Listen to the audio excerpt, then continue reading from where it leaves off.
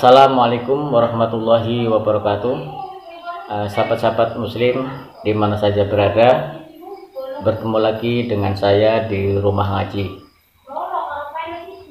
Dalam ngaji kali ini sedikit saya ingin menjelaskan tentang masalah kurban.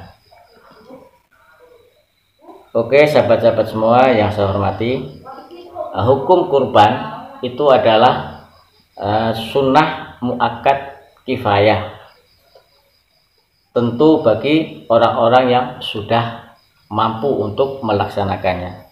Artinya, misalnya ada satu keluarga, ini kan orangnya banyak. Kalau sudah ada salah satu yang menjalankan kurban, maka ini sudah cukup untuk mewakili yang lain. Artinya mencukupi atau mewakili dari yang lain ini dalam kesunahan muakkad tadi. Tentunya yang lain ini juga masih disunahkan. Masalahnya apa? Kalau dalam satu keluarga yang menjalankan kurban cuma satu, berarti yang mendapatkan pahala juga satu. Jadi artinya cukup satu orang mewakili satu keluarga, itu adalah sukutut tolab atau gugurnya tuntutan untuk menjalankan kesunahan yang muakkad tadi.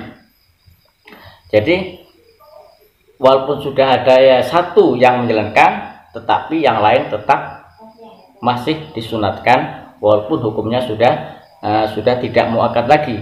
Kenapa? Untuk mendapatkan pahala berkurban.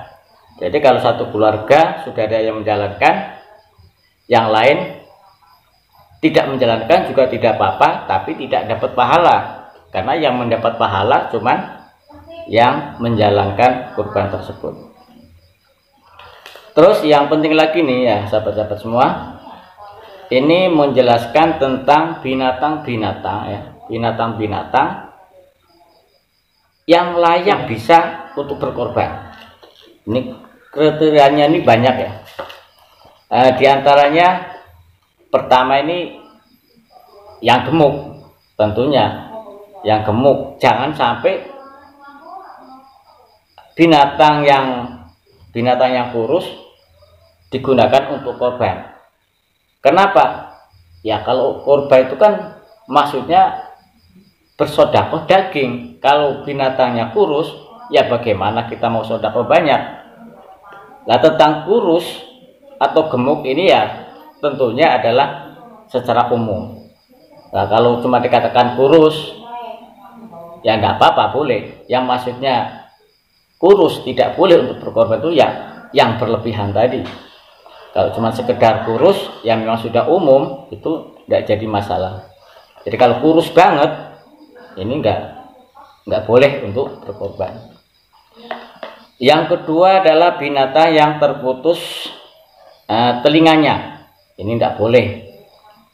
Atau terputus ekornya, ini enggak boleh. Jadi harus ada telinganya, harus ada ekornya. Nah sekarang misalnya begini, kalau ada binatang itu ada telinganya, tapi terbelah ya. Telinganya itu terbelah, mungkin kena kayu, kena bambu atau yang lain, kena bacok misalnya, itu nggak apa-apa. Jadi yang dimaksud terputus itu ya yang terpisah. Kalau cuma terbelah kemudian sakit terus sembuh, akhirnya membekas, itu tidak bermasalah.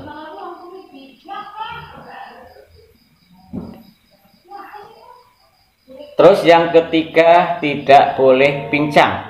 Jadi korban itu sapinya atau kambingnya harus yang sehat benar, tidak boleh yang pincang. Mungkin kakinya pendek sebelah atau sakit karena sesuatu hal akhirnya menjadi pincang, ini tidak boleh.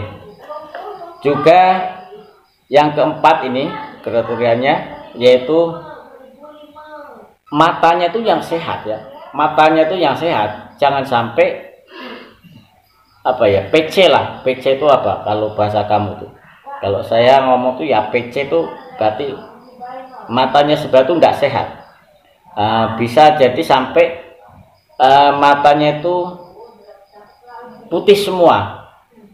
Jadi hitam-hitam yang di mata itu ya, itu sudah tertutup oleh keputihan. Itu namanya PC.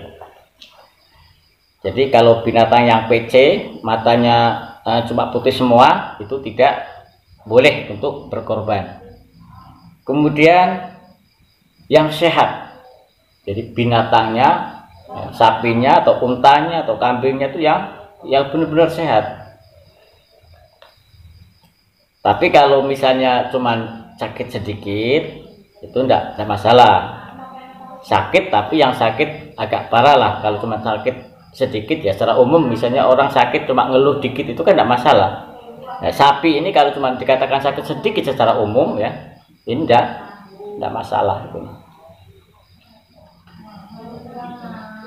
Kemudian jika binatang itu lahir tanpa telinga, ini bagaimana? Jadi kalau binatang lahir kok tidak ada telinganya, ini boleh nggak untuk berkorban? Tidak boleh untuk berkorban. Jadi ingat, kalau tidak ada telinganya itu tidak boleh untuk berkorban.